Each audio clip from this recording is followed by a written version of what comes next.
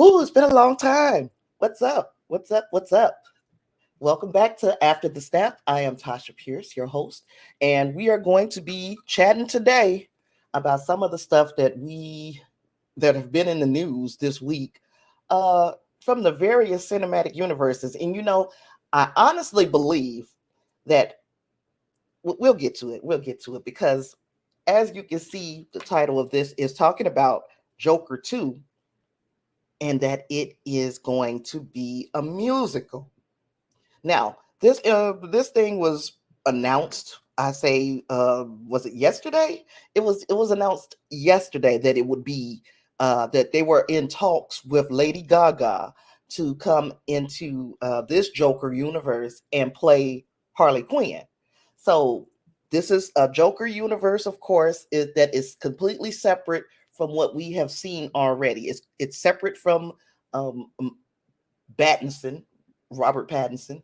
It's separate from the universe that Michael Keaton and Ben Affleck were in. So those iterations are all different universes. And the universe that just Joker 2 resides in, hey D, the universe that this Joker 2 resides in is a whole different universe. Okay, so if you've seen the Joker movie, you know that Joaquin Phillips played Joker and he won an Oscar for playing that role. So he did a bang up job of playing the character who would eventually become the Joker. Okay. This went on to win awards and all of this. And now it is being announced that there is a second movie coming out and that it's going to be a musical. And initially, I don't know how to feel about it.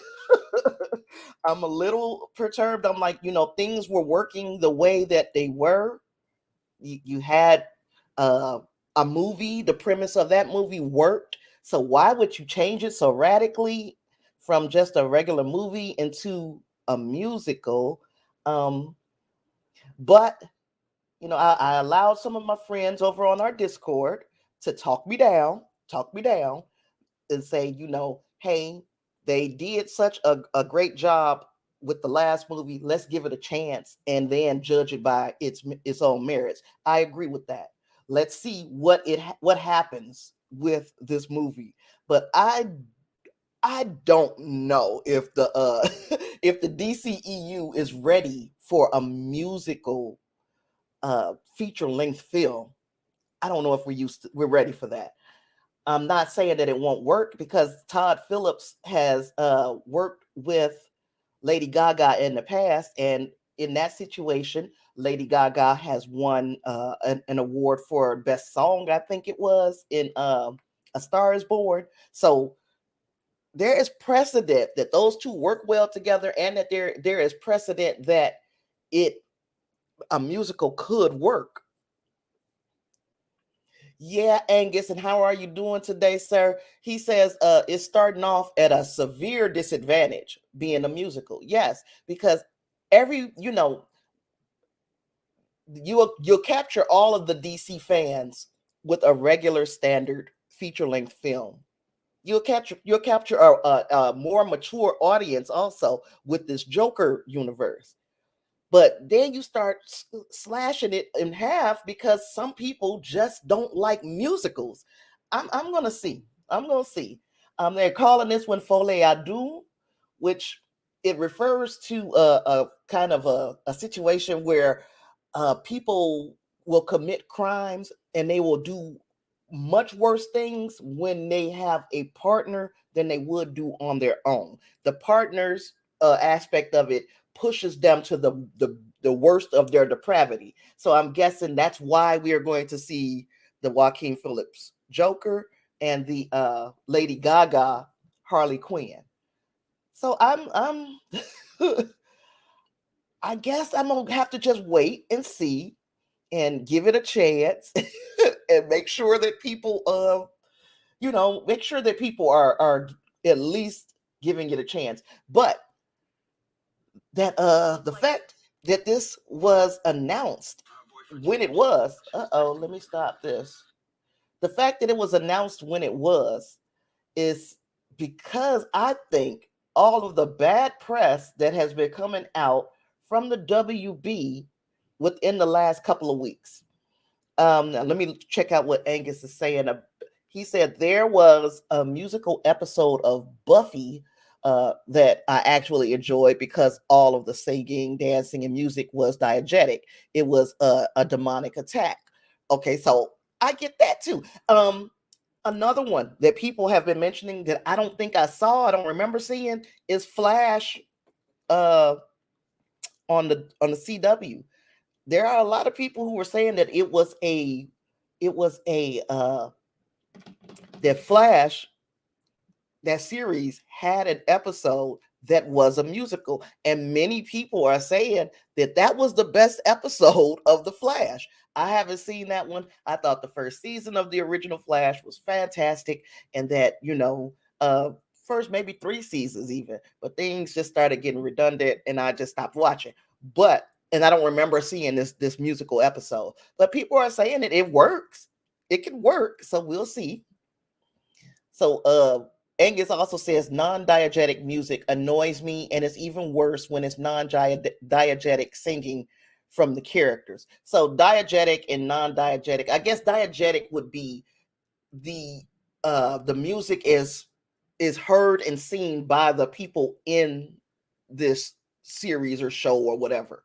If it's just for our benefit, non-diegetic, I guess then it does get a little funky. Like if things just stop and the only people that hear or witness this singing is us, or this loud music is us, then that can be a bit annoying.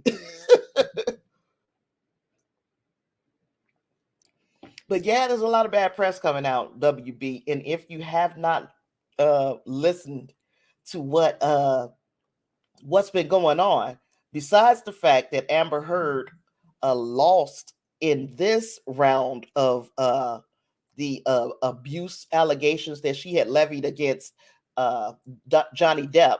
So she lost in this round, and the jury did not find her to be very credible. And she hurt herself by trying to overact and on the stand and trying to squeeze out tears, and there wasn't a tear to be seen and that kind of thing. So she did a lot to hurt herself. And then the story just kept growing and growing. I'm like, so if all of this stuff happened, why didn't you say that the first time? She had a lot going on with her story that did not sway this jury in one way or another. So here she is now on the losing end of this lawsuit that Johnny Depp levied against her. So people are saying that, hey, she's about to be replaced in Aquaman 2. Let me make it very clear that despite the fact that we have heard this and seen it from so many different of the little small publications, it has not been announced that Amber Heard has been removed from Aquaman 2, and it's an incorrect report, and it's being reported that way by a lot of the more credible trades, including People Magazine. Is saying Amber Heard is responding. So Amber Heard herself has responded to a report that she has been dropped from Aquaman and the Lost Kingdom. On Tuesday, Just Jared published a story claiming sources told the outlet that Heard is being cut out of the already shot sequel. And keep that in mind. This movie is already shot. It's done. All they're doing just in post-production at this point, right? This is going to hit theaters in March 2023. So the rumor mill just keeps going, and of course, you're gonna get a lot of people are going to jump on your bandwagon of your smaller publication if you report something that is, even though it's wrong, that is clickbait, click worthy. So that's what people are doing. Amber Heard herself has announced that she has not been removed from this movie. Yet, this is what continues to be reported by these smaller trades. Amber Heard so far is still set to appear as Mira in Aquaman 2. Doesn't mean that she'll be continuing if there is an Aquaman 3 or continuing if there was another Justice League. It just means that she is definitely in Aquaman 2 as of this date today. She's definitely still there. They have not cut her out. So that's a lot of what has been being reported on the Amber Heard side of things. And then then it's the big one. And I guess the big one that I'm talking about would be the Ezra Miller controversies with an S. Because he continues to stay in the news. So, okay, for me to explain what's going on with Ezra now, and I keep saying he and it should be they, I'm sorry. Oh, yeah, Angus. Angus says that Mira just lost her plot armor. She definitely could be written out moving forward. But right now she's safe, So but yeah, like Angus says, at the end of this movie, there's no telling, she could be killed off, or she could go off into the sunset and we'll never see her again, or she could be recast. We don't know, but he is correct in his assertion that her plot armor is now not armor anymore. So Ezra Miller is being accused by, I guess, the family of someone that he had befriended. And that family is saying that Ezra Miller had groomed their daughter since she was 12 years old. That Ezra Miller had provided their daughter with drugs, alcohol, violence, all of this at a very young age. And now this young person who was 18 years old is now traveling as part of Ezra Miller's entourage, and the family has filed a lawsuit to have Ezra Miller investigated because of his, what I guess they are considering kind of cult-like activities, or him being a detrimental to this minor. Okay, the person in question was a 14-year-old activist named Gibson Iron Eyes, formerly Tokata Iron Eyes. So obviously this person is a indigenous to the United States. So it's an indigenous person. And they were protesting the Dakota Access Pipeline in 2016. And they had the opportunity to interview Ezra Miller and their band. Okay, so they became friends. Ezra Miller then goes on to get into the trouble that we saw in April 2020, and that was April Fool's Day it happened on. So it kind of seemed like an April Fool's joke at first until we found out it wasn't. And what that situation entailed was Ezra Miller being at a bar in Iceland. I guess some fans were being kind of aggressive with him, asking him for maybe autographs, but they were fans, so they were being pushy. And Ezra did not appreciate that, and the situation escalated to the point where Ezra asked one of the women present if she wanted to fight. And the lady, thinking that Ezra was playing, throws her little dukes up. But then Ezra grabs her by the throat and slams her down. Ezra was dead serious. No charges were levied against Ezra in this situation, but this might be the beginning of the public problems that Ezra Miller has had. I'm gonna pick up Angus right here. Angus says if he was grooming her and took her across state lines, it becomes a federal crime, even if grooming isn't illegal where she's from. And I agree. It does become. It's just like the situation that we've had with R. Kelly recently. Yes, took those women once he transported the women, and these were adult women. Once he transported them across state lines, it became a RICO offense. And this would be the same kind of thing that we might see with Ezra Miller. Okay, so Ezra Miller also in January 2022. So we're pushing forward 2 years, almost 2 years without incident.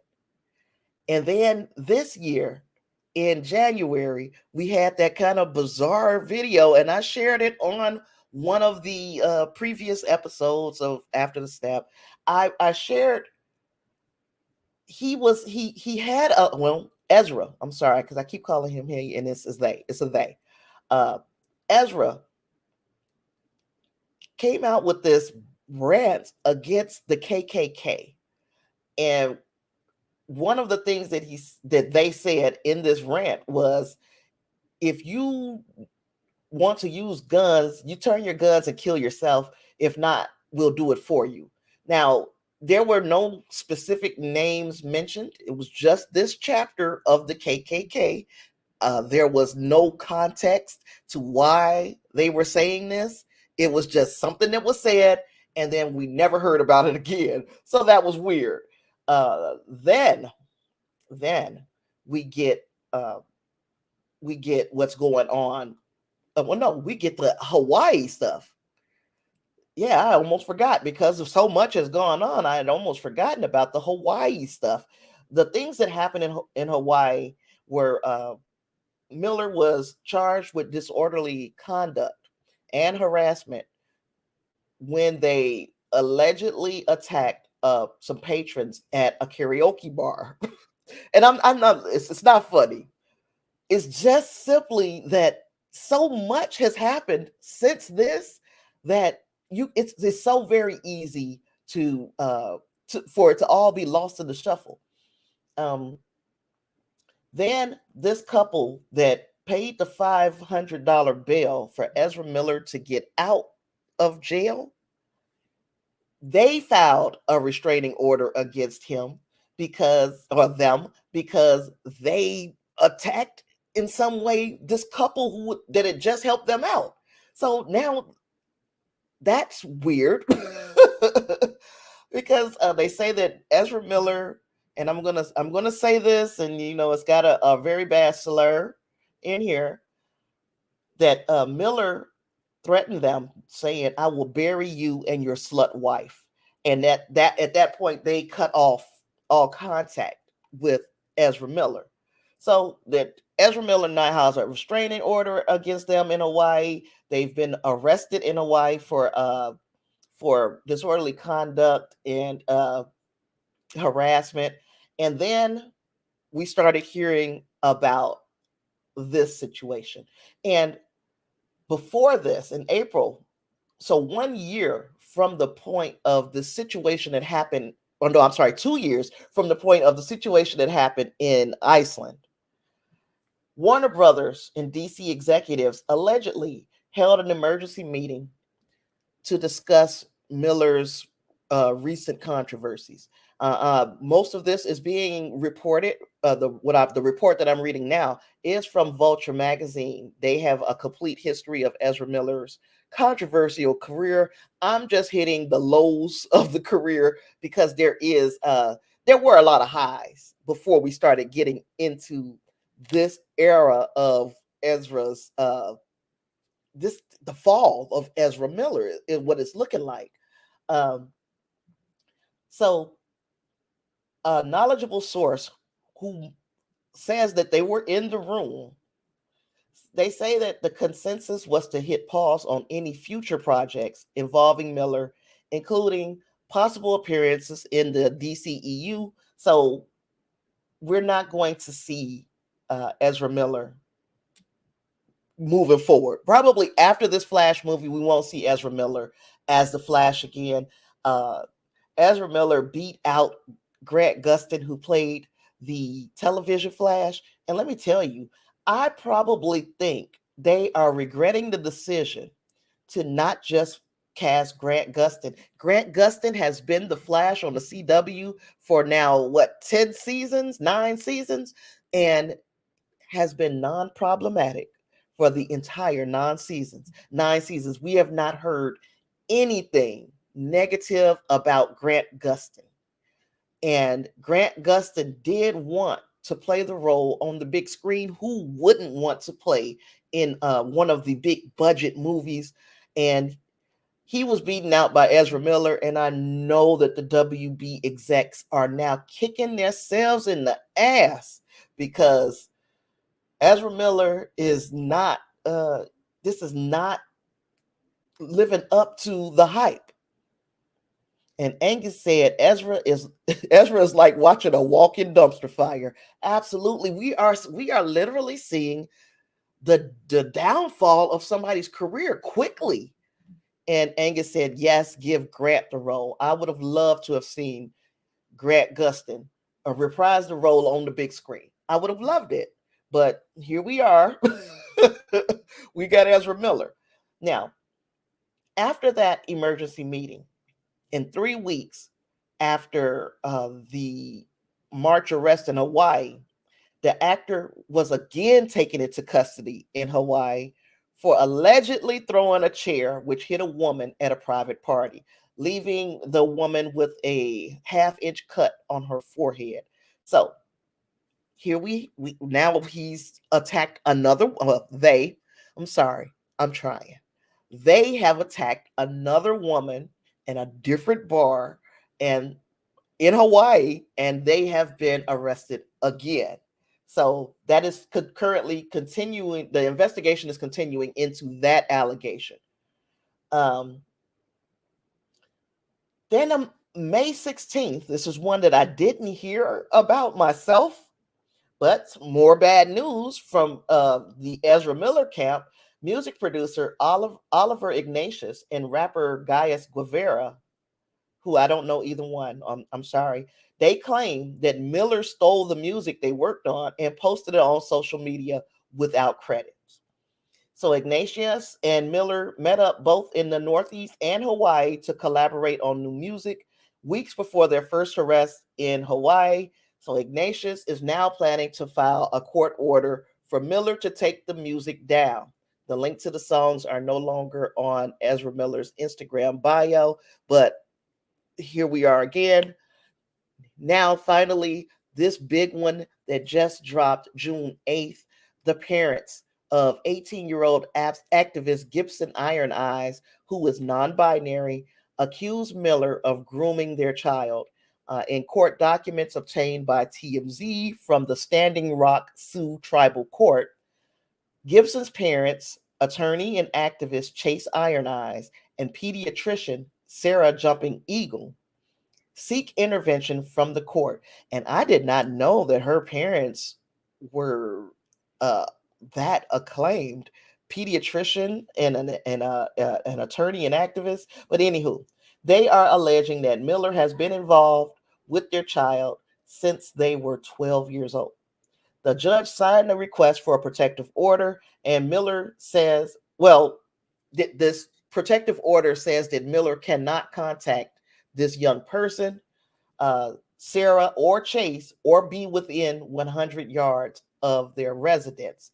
So Gibson and Miller both met while both protesting for the land back reclamation movement in Standing Rock in 2016.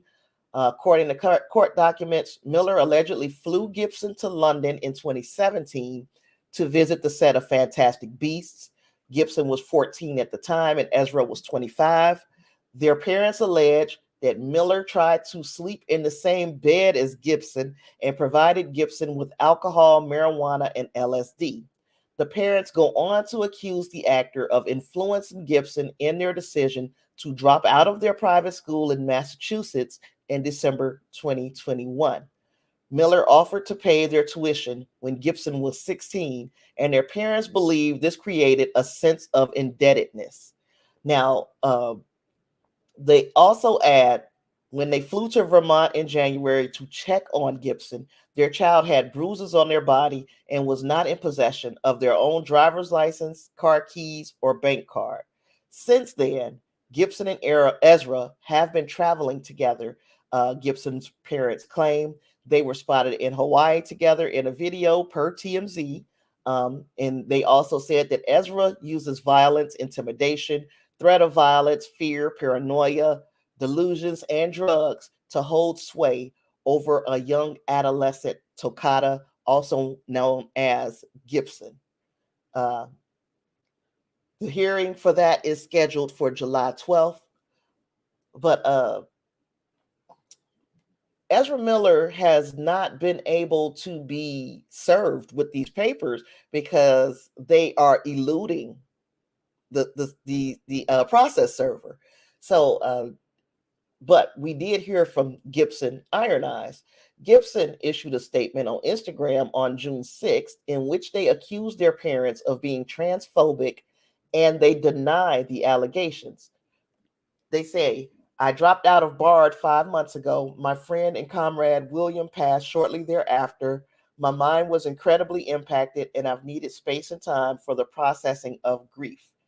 My comrade Ezra Miller, for the entirety of the aforementioned era, has only provided loving support and invaluable protection throughout this period of loss. However, when a person is being groomed, what do we kind of expect them to say? So this statement does not absolve Ezra Miller at this point.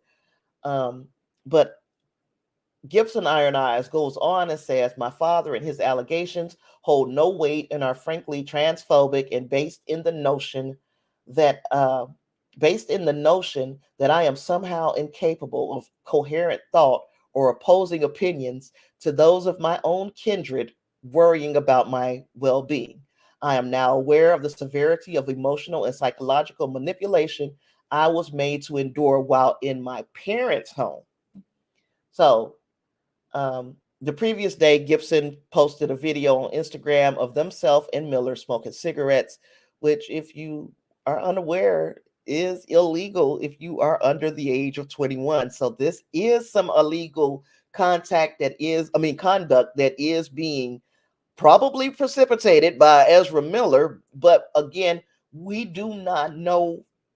We only have the allegations that are being levied by the parents, and then we have the statement by Gibson Iron Eyes, and then we also have somewhere in the middle the truth. Ezra Miller, of course, again, they remain on the run, so that they have not been able to locate or serve the actor because their whereabouts are unknown. Gibson releases a video statement on Instagram saying that nobody is controlling my Instagram account and expresses disappointment in the press coverage. It's really distressing that the narrative of the victim in question is not being granted any trust. I worked really hard to make really clear what was going on, they said in the video. If the statements are too profoundly contrasting to whatever assumptions those of us have garnered and have chosen to carry, I'd like to say that it's nobody's business and nobody is owed a story or an outcome. So I get how that could be in this young person's point of view, that their words are not being taken seriously, that they're saying that this is not something that's happening, and people are still moving on with the narrative that it is. But I feel like you just answer to your allegations and then you won't have this speculation around your relationship with Ezra Miller. Pick up Angus here. Angus says, you don't usually see transphobia among the First Nations. Some of the tribes hold a sacred position for such. And I don't propose, the most I know about indigenous people is I worked in a casino at one time that was owned by the Potawatomi tribe, but I don't know a lot. So I'm going to take your word for it, Angus, that they wouldn't necessarily, as a whole, indigenous people would not be transphobic, but individual indigenous people might have a different outlook on it. I'm not saying that Miller is correct. I'm not saying that these parents are correct, but where there's smoke, there's fire, and it's been a lot of smoke surrounding Ezra Miller lately here. There has been constant news of him them being abusive in some way or another, and This is why this allegation does not seem to be that far fetched, because we've already seen uh, other allegations pointing at Ezra Miller being a violent and kind of unstable individual.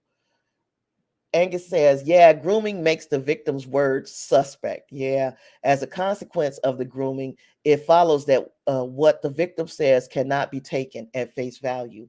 Yep.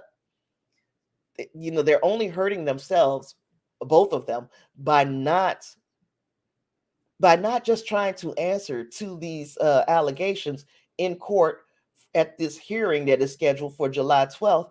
I think that it would probably be in their best interest to just go and answer, and have a judge listen to both parties and make a decision there. Because technically, even though they're saying that these things started when Gibson Iron Eyes was 12 years old, at this point, right now, Gibson Iron Eyes is 18.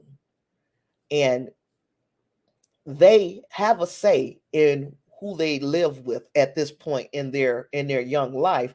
Even though I feel really funny saying that, they do have a right, if they would like. And it can't be proven that there was this grooming on Ezra Miller's behalf. They have a right to stay with Ezra Miller if that's what they want to do. So I will be looking at this with great interest, because it was a shocking turn of events. I would not have been shocked if I would have heard more of these erratic behavior kind of things from Ezra Miller. But this one is rather a big deal. If you've been grooming a child since they were 12 years old, uh, you are, sir, ma'am, whatever you consider yourself, non-binary, that would make you a piece of shit. It really would. And yeah, I'm gonna continue to watch and wait and see how this whole thing pans out. It's not looking good for Ezra Miller, however. And again, we go swing it back around to the WB. It's not looking good for them. This Ezra Miller movie, The Flash, is going to come out, and there are going to be some people who refuse to see it just because Ezra Miller is in it. Then there will be some people who will go see it to support Ezra Miller, but that group seems to be getting smaller and smaller by the day. And then we have the situation with Aquaman 2, where there are some people who will sit this movie out because Amber Heard would be featured in it. And then there are some who will go just to support Amber Heard. And then there were some that's going to go, period, like me. I don't have a dog in the Amber Heard Johnny Depp fight. I've told y'all how I felt about it, that they are probably both toxic to one another, that they were both probably equally at fault. From what I am ascertaining, that they were both equally at fault in the abuse that went on in their relationship. And no dog in the fight. I'm gonna go see Aquaman 2, because this is what I do. I go to these movies. I go see the big budget superhero movies, and I'm not going to stop because of one person being in the movie that I might consider problematic. That person still deserves to eat, therefore they deserve to work. Angus said, even if Gibson is an adult now, and Ezra never touched Gibson until now, it's still grooming, and Ezra can still go to jail for it. Good point. Very good point. That if that person has been under the, say, control of Ezra Miller to the point where they feel indebted to doing anything with Ezra Miller, then you are correct. Ezra is still on the hook for grooming this child. And Angus also said the only thing a responsible adult says to a minor interested in them is no. That is a point of because I guess a lot of kids, and I can speak from young people experience, like with myself. I have known a lot of younger people who have dated and dealt with older adults, and they felt like, oh, this is what I wanted. I wanted to do this and I wanted to do that. But it was not your decision. The decision, the crux of responsibility lands on the adult. Just like Angus said, a responsible adult is supposed to just say no, let you down easy, and keep it moving. They are not supposed to respond in kind to your crush, and that situation. Again, I don't know what the situation between Gibson and Ezra Miller really was, but if there was grooming moving from the time of this child being 12 years old, then yeah, Ezra Miller is on the hook. And there are going to be a lot of people who will not support that Flash movie because of it. Yeah, so we're going to see how that we're going to see how it plays out. We're going to see how it plays out. We can almost though really be sure that we won't see Ezra Miller in any WB projects, maybe not any other projects at all, that he is not, or they, I'm sorry, I did it again, that they are not spearheading themselves. This might be the thing that makes Ezra Miller persona non grata. And speaking of which, and this has nothing to do with what we're talking about right now, Kevin Spacey. Did you guys hear that the charges against Kevin Spacey over in England, he's had charges levied against him, the same types of charges that he had here when all of the I ain't gonna say all of them, but many of the people who were making these accusations dropped the accusations, and in some cases, people died.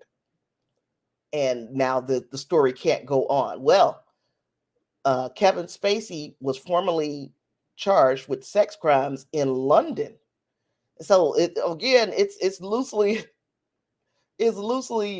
related because of these sex crimes that could definitely Kevin Spacey was set to make a comeback in Hollywood, and he had been again persona non grata for some years since those allegations had come forward from the beginning. And now here we are in London when he was just making his comeback. In London, we have new charges. Actor Kevin Spacey has been formally charged with sexual offenses against 3 men in Britain and is expected to appear in a court in London, British police said on Monday. Spacey is accused of 4 counts of sexual assault and 1 count of causing a person to engage in penetrative sexual activity without consent. So Spacey is due to appear at London's Westminster Magistrates Court on Thursday.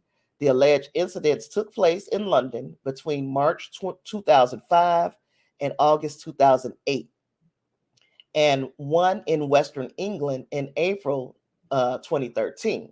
The victims are now in their 30s and 40s. The Crown Prosecution Service authorized charges against Spacey last month. So Spacey, we know, is a double Academy Award winner. He was questioned by British police in 2019 about these claims by several men that he had assaulted them. And this was during the time that Kevin Spacey ran London's Old Vic Theatre between 2004 and 2015. So Spacey won Best Supporting Actor Award for The Usual Suspect and lead actor for the 1999 movie The American Beauty, which the Usual Suspects is like one of my favorite movies ever. I felt like it was just almost perfect, almost just And then Kevin Spacey goes and because we start to learn what Kevin Spacey allegedly has done. Um, yeah, that career in 2017 just stopped when Anthony Rapp, and we know Anthony Rapp from Discovery, Star Trek Discovery, playing Stamets. Anthony Rapp accused the star of assaulting him at a party in the 80s when Rapp was a teenager. So Spacey says, no, didn't happen. But Anthony Rapp said this happened in the 80s. And after Anthony came out on record saying this thing happened, uh, then it just moved on. It moved on and snowballed to all these other people.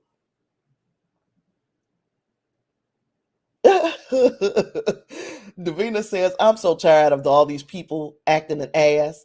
Dang, why can't they behave? Find people that are willing to be with you, right? And then Angus says, yes, never get to know your heroes. Yeah, because I really enjoyed Kevin Spacey. Of course, like I said, in The Usual Suspects, I did like American Beauty. I definitely loved the first couple of seasons of House of Cards. And then these allegations came out and things just went downhill. But Anthony Rapp was one of the first to make this allegation, and then other people started coming forward as well. Everybody can't be lying. I'm not saying that some of these folks might not be lying, but everybody can't be lying. They're all coming up with similar stories. So Kevin Spacey, who I thought was like, okay, he had been quiet long enough for people to have forgiven some of the shit that he had been accused of that had never been gone to a court of law. And then here we are, these allegations have come back again. And he's going overseas. He's going across the pond to answer to their justice system about things that he has been accused of. Sad stuff. But yeah, so Ezra Miller, Kevin Spacey, bad news on all sides. Amber Heard, they were talking about Amber Heard saying that she was not going to be able to pay this debt to Johnny Depp, and that she doesn't have the money. But then there's talking about her with these private jets that she's flying on, and that she stayed in a house. This is what really killed me. While this trial was going on, she stayed in a house, and the rent was $22,000 a month. Now, if I'm poor, if I can't make it, if I don't have that kind of money, I would not have stayed in a house with that kind of monthly price tag on it. Just me. Let me know what you think in the comments, in the chat, wherever. Thor: Love and Thunder. We've been getting a lot of looks at Thor: Love and Thunder, and let me tell you, I was not initially. I guess I've said this already. I was not initially very excited about this movie. Now I cannot wait. Davina says she better take out a loan and pay that man. Yeah, something is going to happen. Something is going to happen. Hopefully. Hopefully Johnny Depp. I guess the big thing for Johnny Depp would probably be to have part of his reputation restored. But yeah, the money would be nice too, So yeah, we've been getting a lot of looks at Love and Thunder, and I am liking what I'm seeing more and more. I think that this might turn out to be far better than I had initially anticipated. The tickets have gone on sale. Yeah, they started on Monday. They started selling tickets. So I don't have a ticket yet because I don't have no money. That's a whole different animal for a whole different day. But yeah, my anticipation, I do plan on going to see this movie. We got a good look at Christian Bale, Christian Bale's Gore, the God Butcher, and that also we've heard the voice of Gore as well. I'm looking forward to this now. I'm excited. I wasn't before. I am now. at my local theater and standard definition. The earliest screening is going to be on July 7th at 3 p.m. And I'm going to try to be at that screening. We also got some first looks at Shuri and first official looks because there were some leaked footage, leaked photos of Shuri and Okoye in for Wakanda Forever, the Black Panther 2 movie. But we got some first official looks at both of those characters here recently. Let me see if I can pull those up. Wakanda Forever. Yes. Wakanda Forever. I'm trying to find the pictures. Doop doop doop doop doop doop. So yeah, we got the first looks at these characters. Let me see. Angus said Shuri was looking good. Yeah, I thought she looked really nice as well. Let's pull them up so you guys can see those who didn't see.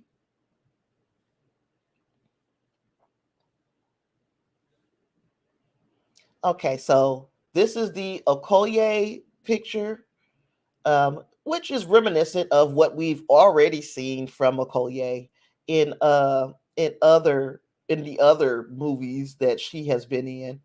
But then we have Shuri, and Shuri really, she really looks good in this particular photo. I think that's very nice, and yes, D is agreeing. Shuri is looking good in this picture.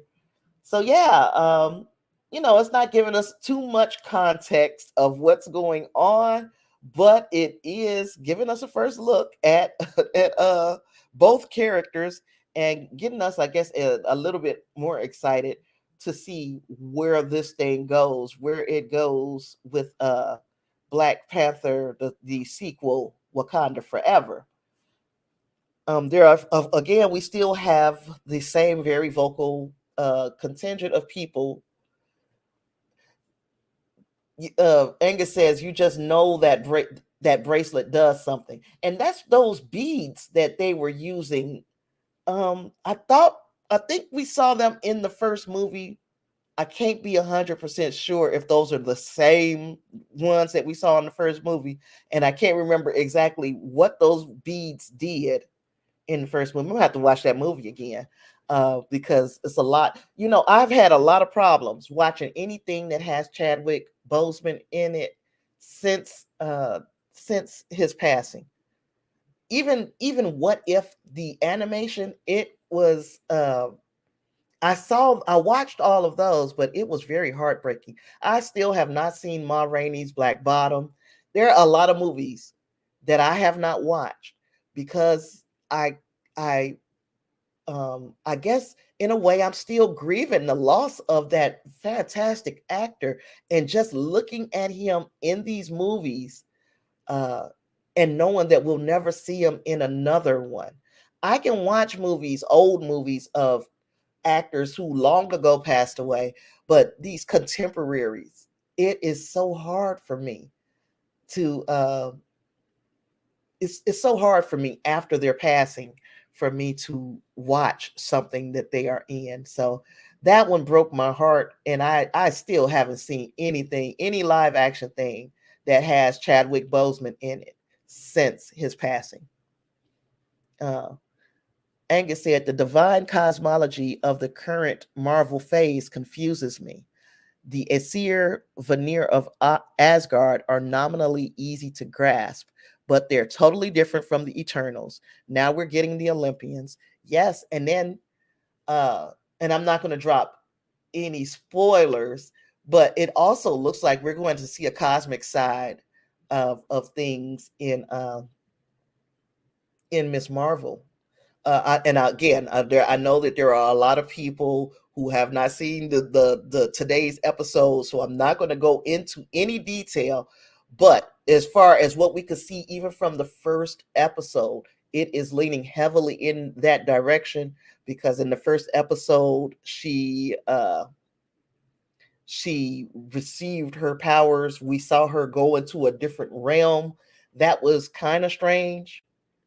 That realm will have something to do, and it is also seeming to point to the cosmic side of the MCU. And just like Angus said, you're going to mix that in also with the Egyptian pantheon that we're getting from Moon Knight, and that we also might be seeing from Wakanda Forever, because there are a lot of people who say that they saw Bast, the panther god, in that trailer for Thor: Love and Thunder.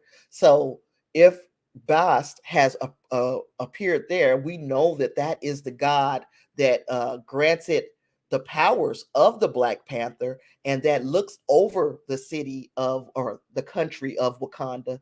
Then we know that if Boss shows up in this, we're getting that side of them as well. Also, another rumor. So take this with a grain of salt, because this is not something that I know, can't substantiate it, but this is just what I've heard, that we're also going to see some of the Mayan culture and Mayan gods. So yes, this cosmic side of things is definitely different. It's not going to be, I think, accurate to what history says about these gods, or the things that we know about the Olympians, the things that we know about the Norse gods, of course, things that we know about the Egyptian gods and goddesses.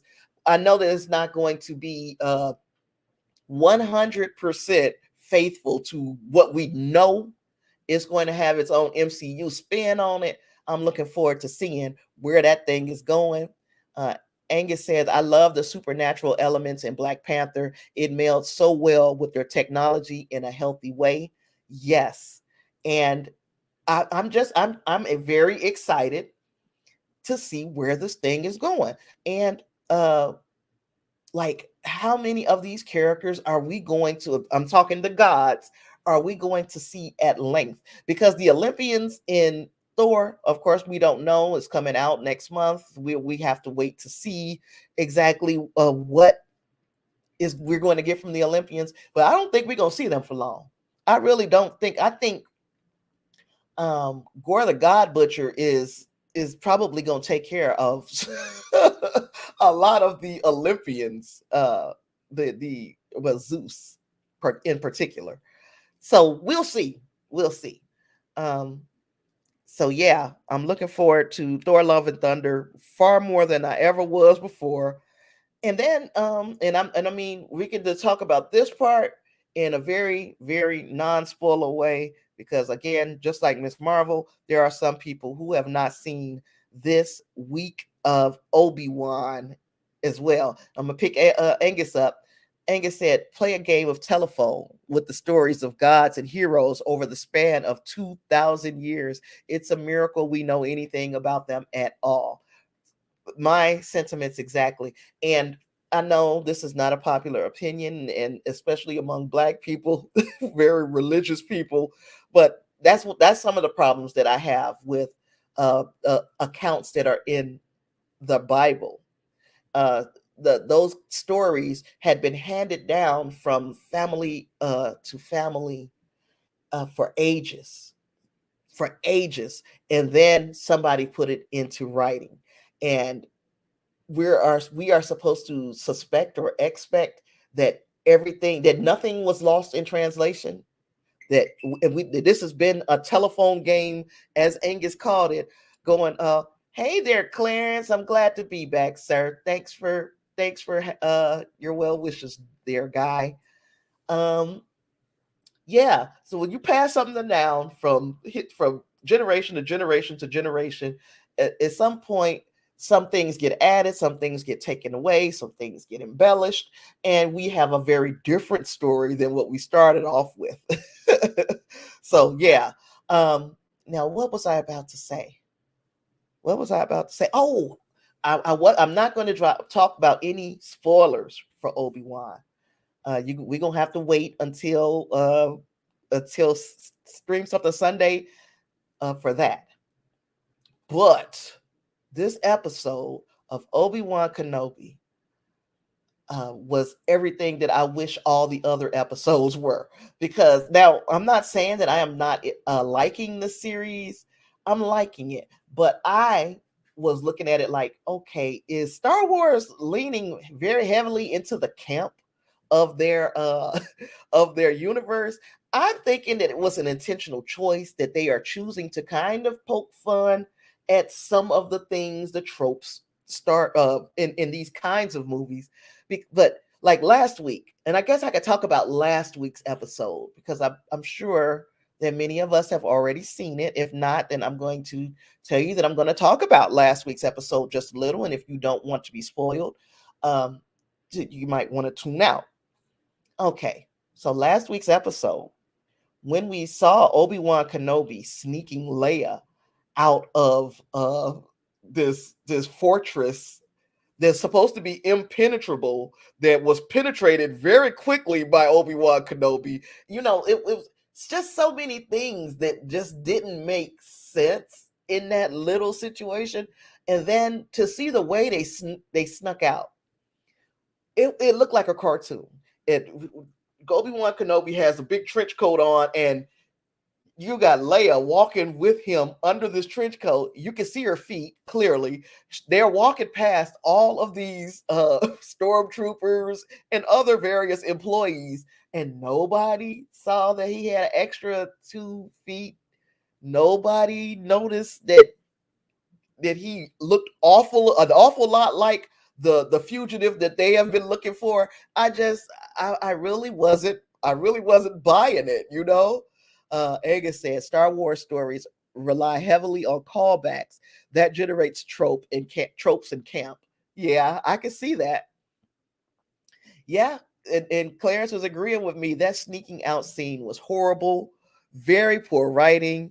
It's almost unforgivable. I agree because at first, again, I thought it was just, oh, they just being campy. But then the more I watched, I'm like, they were serious. Now, also, the exact same uh, episode gave us that wonderful scene of that Jedi tomb that we saw, that collection of lightsabers that we saw in the Inquisitor's office has to belong to all of those Jedi. We get something like that, and then you turn around and you sneak Leia out under the coat. It just bothered me. They should have been far more clever. Yes, you are correct, Clarence. I didn't like it. Once I realized that this ain't camp, this might have been a little serious. I didn't like it. Now today's episode, from beginning to end, I enjoyed every bit of it. Um, did I like the end? Yeah, I think I like the end even. So yes, if you're not watching it, if you haven't watched it, um, I hope that you enjoy this episode as much as I did. Uh, yeah, Claire says I would have written it as some shipping platform to the surface. Yeah, or yeah, just put her in a box, something, anything, rather than have her walk under a coat. Anything. Oh, D, you at the bowling alley and your phone is about to die. Well, hopefully your husband bowls another 300. I always play when I say, oh, tell him to have a 300 game. And then her husband bowled a 300 game last week. So hopefully he does it again. See you later, D. Thank you for joining us, though. Yeah, her husband bowled a perfect game. And this wasn't even his first time doing it, but this was the first time that it was done in a league. So it's official. It's an official 300. I was very happy to hear that. Uh, yeah, Clarence, it was. I can't wait to hear what you thought of this week's episode. Yeah, unstoppable, undeniable. I didn't want to spoil nothing, but I guess you know that Vader would reappear in this series. Vader this week was in mode. He was in a mode. So I hope you enjoy it just like just like I did. Yeah, Claire's her husband is he balled out last week and now she's bowling again. So she's, her game is getting a little better. But him, man, he been dropping some incredible scores here lately. And that 300 game was just like, wow, I could not believe that he did it. Like I say it every time I talk to her, tell him to bowl at 300, and he did it. um, I guess since I got you guys here and we haven't talked any Star Trek in a while, um, how are we feeling about that series as it's been moving on? I am enjoying it. I'm seeing more every week. I see a way that Pike takes a chance and he takes big swings because he knows he's going to be around for 10 more years. He has that going for him. So when the Gorn, for instance, on that episode, when the Gorn were boarding the ship, or they thought the Gorn were about to, they thought that Enterprise was about to be boarded, and Pike goes and stands in front of the door waiting for the Gorn to come onto the bridge. He knows that he was not going to die in that situation. So this is why he can tell his crew, we're going to be okay, because we're going to be okay. We the Enterprise, we're going to be okay. But in the back of his mind, he knows we're going to be okay because I don't die for another 10 years, or I don't have this freak accident. I'm still alive and well when that freak accident happens in 10 years. So we know that we're getting that far. I like that. Claire says Strange New Worlds is still awesome. I was reading articles about the Discovery showrunner, Michelle Paradise, and the question was, is there like a competition between the two shows? Let me pick up Angus first. Angus says, it's almost like Pike is challenging fate. You don't dare let me die here. Exactly. He has done it in almost every episode. He has taken a big swing because he knows that he can't lose. He knows it. He's tempting fate, just like Angus said. Yes. Now, what the hell was I talking about? I forgot just that quick. But yeah, I do like the fact that Pike is taking these huge swings because he knows that he's basically untouchable for some years. Michelle Paradise, that's what I was talking about. Now, she says that there is no competition, that they are two very different things, and that Discovery is going to continue to be serialized, and Strange New Worlds is going to continue to be its own thing. They don't want these two shows to be alike because it would be like, well, why do I need to watch any of them? They're all the same. But I do believe that the competitiveness in anybody with any competitive bone in their body is going to say, we got to tighten our stories up, because Strange New World stories have been fantastic. To me, even that Spock Amok, and I know that Clarence, that wasn't his favorite, but even that one to me was very, very cleverly done. And the acting from, I never remember the T'Pring actress's name, Ethan Peck and T'Pring, though. The acting when they were being each other, I thought they had each other spot on. Clara says, inquiry, do we think nothing will happen to Pike because he has seen his future, or because we have seen the episode and the canon is established? I think as Angus would put it, that is the plot armor that they're wrapping this in. The fact that he has seen his future, we know, of course, that that what's going to happen in the future. But the way that they are framing is that he knows as well. And because he has seen his future, he can take a lot of chances. So that I do think that nothing will happen to Pike because he has seen his future. And I also think it's because it can't go any other way. It has to go that way because we have already seen his future. Angus says Disco season 5 needs to pick up that glove Strange New World just threw down. Bring on the Klingons. Yes. And Pike can still lose. He won't lose limbs, but he lost that boy last week. Exactly.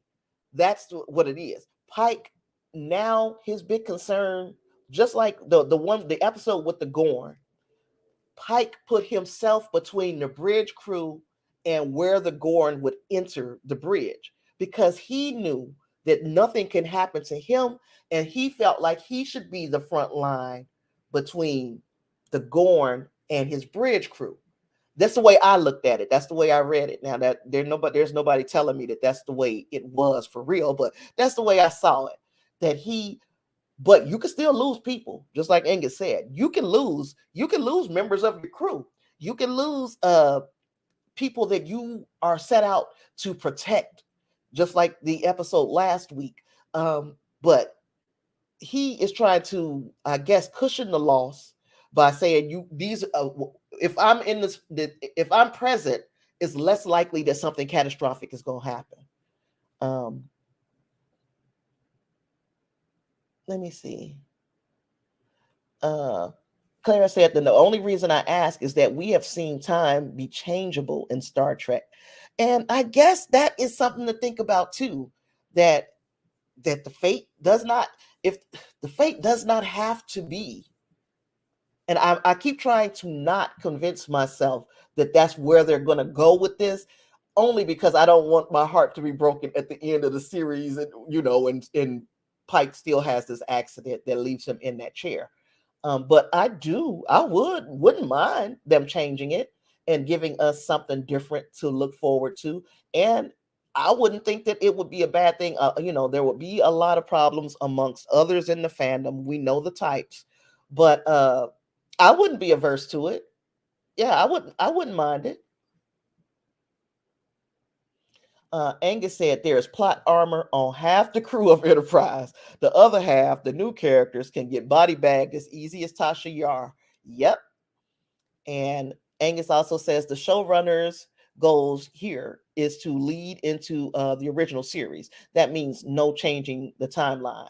And yeah, I hope if this is where we're going, because again, we have been surprised. I bet you we didn't see on Star Wars, we didn't see Obi-Wan and Leia sneaking out of this fortress the way that they did. So there's some things that we think are predictable. That this is not there is only one way that this can happen, and the showrunners might want to throw us for a loop. They might want to change history.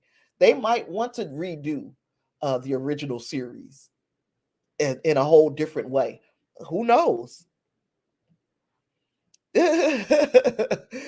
Yep, Clara said we changed April. He was old as dirt on TAS.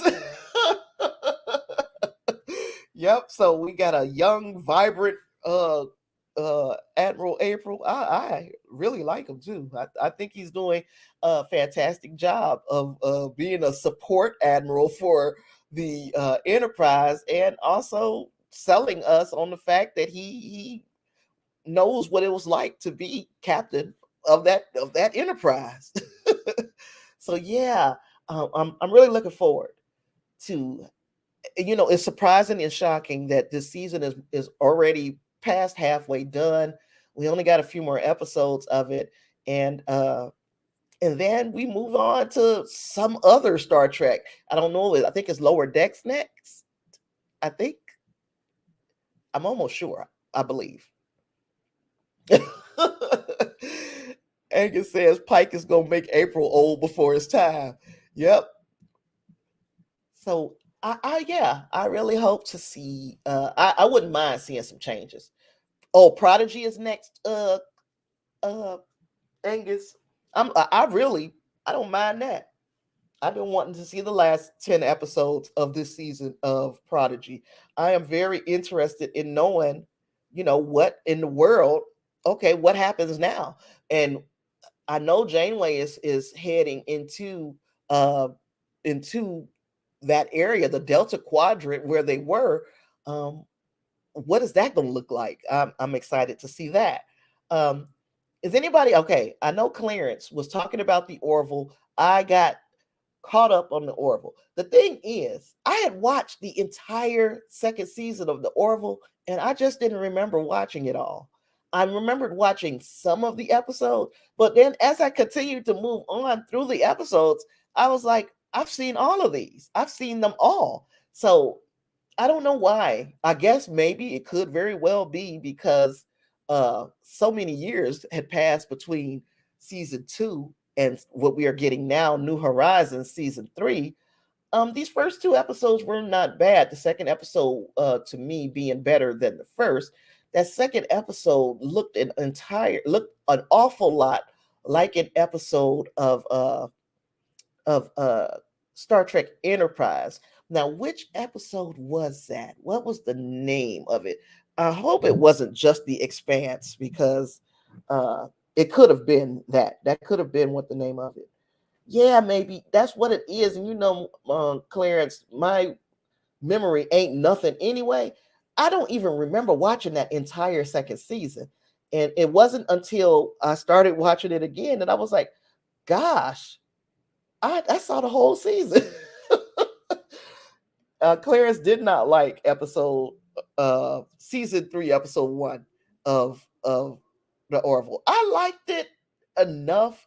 It was they introduced some new characters. They introduced some new plot devices on the Orville, some new equipment on the Orville. So we got that, and the new crew that they introduced.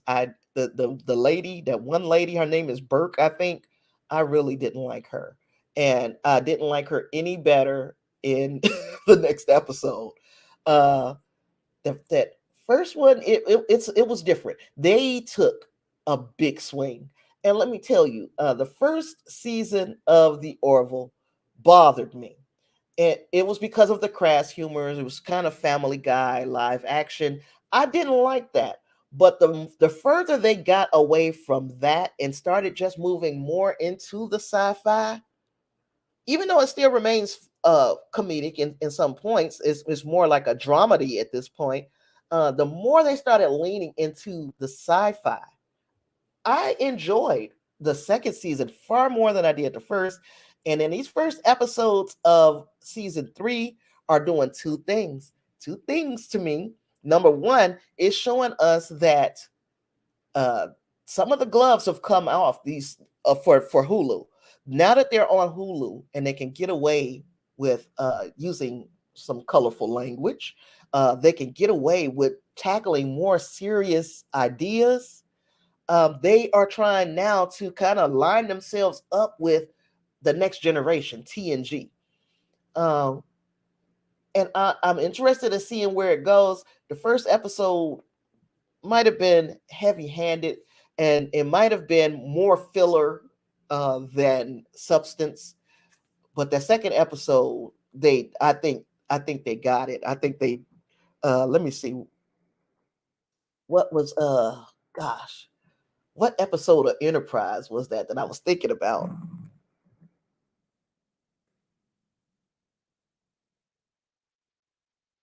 Yeah, Clarence, they actually have a budget.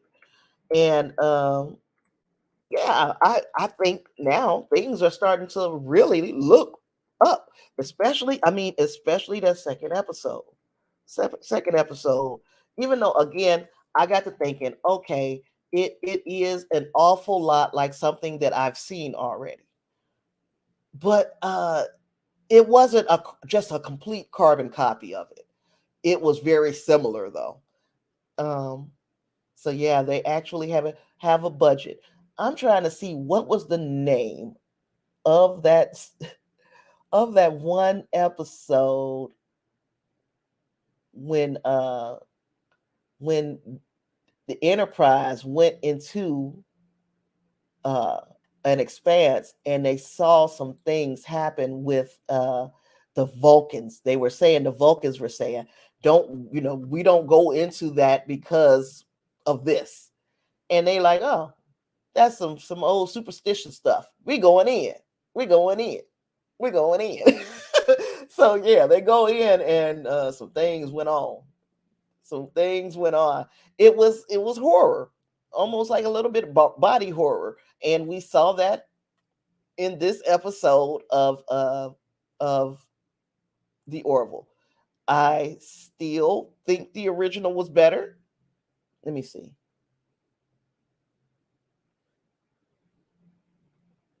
Oh man, this ain't the one I was thinking of. Captain Archer and the crew return to Earth following a devastating attack on the planet. Nope, that ain't the one. I'm really trying to figure out. Angus said early in that season. Um, yeah, I can't find it. And by Sunday, I will know what episode it is. However, because that is very important to where I wanted to go with this conversation about the Orville. Um, but yeah, I gave it a chance this year, and I'm hoping that we see more like that. That they go away from the lower decks type humor and move more into it can stay remain humorous the way that it's been, but lean more into the sci-fi parts of the Orville. I enjoyed it. I promise you, I said I was gonna stop looking, and I'm still looking because I want to know what that episode was. And then, like I said, I don't have any money, so I haven't been paying some of my streaming services. I got a feeling I'm gonna have to do something because I gotta watch Star Trek, right? But I haven't been watching. I didn't watch the rest of the boys. I've only watched 2 episodes, and those first 2 episodes of the boys were extremely graphic, which you've come to expect. If you have watched the first 2 seasons of the boys, then you know that this is what you expect. It's not, to me, it's not like what we saw in Lower Decks, for instance, with Star Trek. Because with Star Trek, there is something that I've come to expect, and it's not uh, graphic nudity and that kind of thing. With the boys, they made it very clear up front that they are looking for the shock value in I mean from the very first episode. So I don't penalize that show for being so graphic, but I can't watch the rest of it anyway because I no longer have Amazon Prime. Uh Clarence says, I think I'm giving up on the boys. Yeah, it ain't for everybody. It ain't for the faint of heart. That's for darn sure. Angus said he did not expect that from the boys. I didn't expect I guess, and he said he was shocked. Now, of course, I didn't expect what we saw in that first episode, but when we saw it, as it was going on, I was like, I'm not surprised they did it. Remember when Avengers Endgame came out, and the big talk was, well, why didn't Ant-Man just crawl up Thanos' butt and get big and explode him? That people were really asking that question, and some people were asking it quite seriously. So, because that was a conversation that had been had for many months after Avengers Endgame was gone, it doesn't shock me at all that they did their version of what that would look like in The Boys. The first, what was it? The second season definitely was them leaning far more into like the Justice League and the girls get it done that we saw in Avengers Endgame. So some of it, again, I did not expect to see what I saw, but it did surprise me in the least. Oh gosh. What else is there to talk? What I have been watching And I had abandoned this show when it was on Netflix. And then I said, when I've been going through a funky mound, I said, you know how that goes. My moods are up and down. So if you don't see me for a while, I'm on a down swing. Okay. So while I was on this downswing, I watched Daredevil. Now I haven't finished. I still got about maybe 4 episodes of season 3 left. And it's really angering me that, number one, that I didn't stay on Daredevil when it was a new show on Netflix. And then number two, um, oh, I'm going to ask you about that, Angus, in a second here. Um, when it was a new show, I didn't stay on it. And now I'm like, why did I fall off of this? This show was so well done. So uh I have been enjoying Daredevil, and I can't wait to see how they move forward with Daredevil going into having it on Disney Plus when they renew the seasons. Are they going to start from scratch, or are they going to pick the story up from at least in a area of where we are in the original Daredevil series? Now, Angus says he's been watching Love, Death, and Rockets on Netflix. Um, now, what is that, like standalone episodes, or is that something that's serialized? I can't remember what I read, and tell me if you are liking Love, Death, and Rockets, or was it Love, Death, and Rockets, or Love, Death, and Robots? I don't remember, but if whichever one. I don't know if those are two different things. Like if it was two different seasons, and one was named one thing and the other was named something else. But let me know if you're enjoying that, Angus.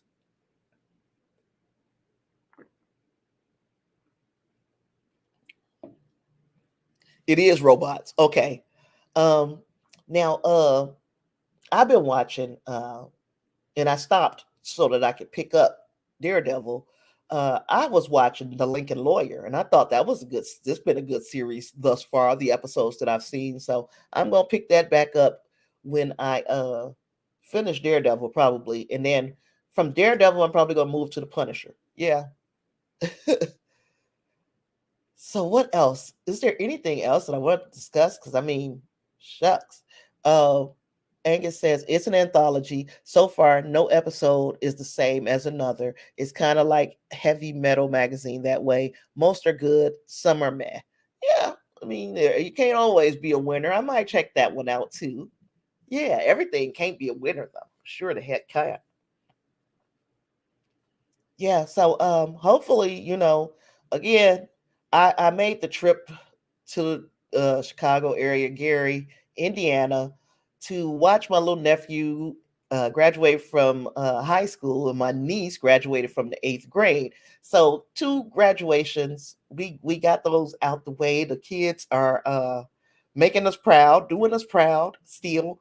And when I got there, of course, there's a dramatic difference in the weather and the allergens that are in the air between Houston and Gary. And when I got up there, I got sick. As we were coming back, my son's girlfriend got sick. All of us ended up being real congested, headaches, body aches. I thought I had COVID. I literally thought I had COVID. But then turns out it wasn't COVID. It was probably just my sinuses really did not respond very well to the different allergens that I had been exposed to up there. So I wasn't feeling well for about a week. And then the weeks before that, it was just me being meh. I just, yeah, I just ain't been, I've been so down. And there are reasons, uh, and then also it's going to be like, it's going to be some changes with the scheduling in a way that I had been doing things, because I'm gonna have to go get a job somewhere. I've got to if you haven't noticed, I've lost quite a bit of weight here because I don't even eat the way that I used to. I got to get a job so that I'm able to help take care of this grandchild. Um, So I'm not going to have as much time. So I'm trying to figure out what I'm going to, what I'm going to commit to keeping, and what I'm going to have to let go to the wayside. So there's that. I got nothing else. This has been fun. It's been a long time since I've talked to you guys, and I thank you for joining me. And if you join me on the rebroadcast, you know, well, thanks, Angus. I mean, it's not because I wanted to lose weight. It's just something that happens. So, yeah, I'm starving. That's basically what it is. I'm starving to death. So, no, I'm playing. So, but yeah, it's gonna have to be some changes, and I don't know what those changes are going to look like yet. Still trying to wrap my mind around having to go to work. Yeah, to leave the house and go to work. That doesn't sound appealing to me at all. But here we are. So I'm gonna end on that. And I'm gonna talk to you all Sunday at 6 for Stream Something Sunday, where we will really get into spoiler conversations about this Obi-Wan, about maybe not Star Trek Strange New Worlds. I've got to find some money to pay that so that I can watch it, because that's going to be difficult. I can't live without that. And maybe we could talk a little bit about Miss Marvel as well. Not necessarily my demographic, but they're not aiming this at me. But this is a beautiful looking series. So we'll talk about it. We'll talk about it. All right, Clarence. All right, Angus. Thanks for being here. And I will talk to you all next time. Peace.